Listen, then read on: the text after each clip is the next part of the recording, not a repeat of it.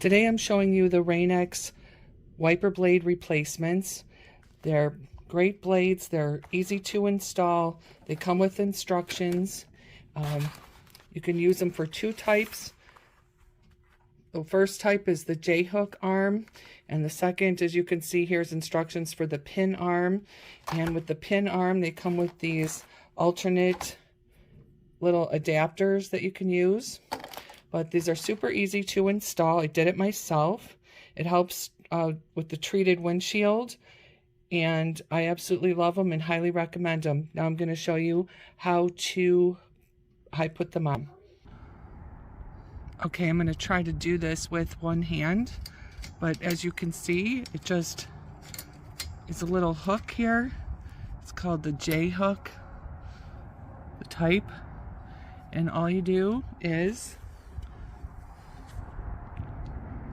you just pop it in and pull it, and it's on. Mend them.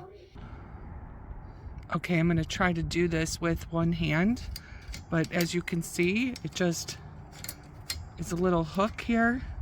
It's called the J hook, the type, and all you do is you just pop it in and pull it, and it's on.